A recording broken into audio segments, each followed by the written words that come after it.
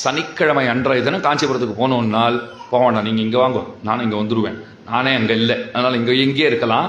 அன்னைக்கு போனோன்னா ஒரு வார்த்தைக்கு சொல்கிறேன், அன்னைக்கு வேடன் திருக்கோலத்தில் ரொம்ப ஆச்சரியமாக தேவப்பெருமாளுடைய புறப்பாடு, கூடவே ராமானுஜரும் வருவார். அந்த சாலக்கிணத்துக்கு எந்த கிணற்றிலிருந்து தினந்தோறும் தீர்த்தம் எடுத்து கொண்டு வந்து பெருமாளுக்கு சமர்ப்பித்து வந்தாரோ அந்த இடத்துக்கு புறப்பாடு கண்டருளி அங்கே ரொம்ப ஆச்சரியமாக திருமஞ்சனம் நடந்து சாயங்காலம் வீதி புறப்பாடுன்னு உண்டு. ராமானுஜர் வாழ்ந்த இல்லத்திற்கு பெருமாளும் ராமானுஜருமாக எழுந்தருளுவார்கள். இதெல்லாம் சனிக்கிழமை அன்றைய தினம் காஞ்சிபுரத்திலே நடக்கவிருக்கிற உற்சவம். அது காஞ்சிபுரம். அந்த விந்தியமலை காட்டிலிருந்து ராமானுஜரை காப்பாற்றிக் கொண்டு வேடனும் வேடுவிச்சியுமாக வந்தார்கள்.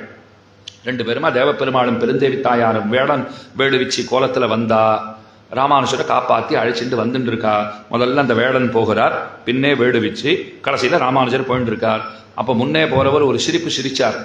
உடனே பின்ன போற வேட்டுவிச்சி கேட்டார், என்ன சிரிப்பு அப்படின்னா, உனக்கு புரியலையா அப்படின்னு அவர் கேட்டார். அவளும் புரிஞ்சுடுத்துன்னு சொல்லிட்டு, ஓ அதை நினைச்சா ஆமாமா அப்படின்னா. இவருக்கு ஒண்ணுமே புரியல. பின்னாடி முன்னாடி போறவர் ஒரு சிரிப்பு சிரிச்சார். ஏன் சிரிக்கிறீங்கோன்னு அவர் மனைவி கேட்டா. உனக்கு தெரியலையா, நினைவுக்கு வரலையான்னு அவர் கேட்டார்.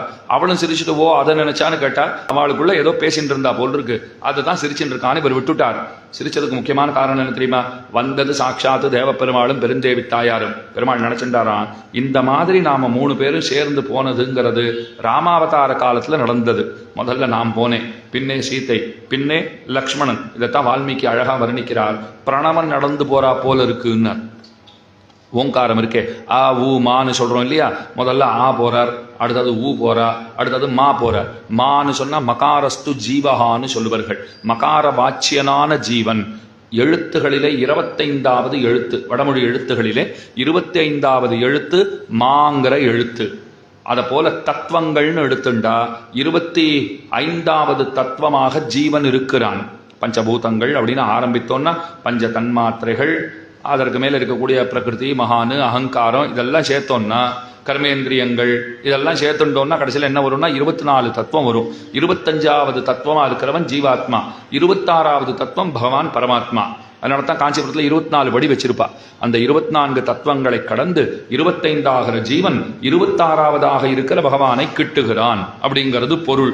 அப்ப பின்னாடி போறவர் மகார வாச்சியனான லக்ஷ்மணன் போறாரோ இல்லையோ, அன்னைக்கு போனப்புறம் இன்னைக்கு அதே மாதிரி போயிட்டு இருக்கோம்னார். முதல்ல பெருமாள் போறார் வேடன் கோலத்திலே, வேட்டு வெச்சியினுடைய கோலத்தை எடுத்துக்கொண்டு, வடிவத்தை எடுத்துக்கொண்டு தாயார் போகிறாள், பின்னே ராமானுஜரும் போகிறார்.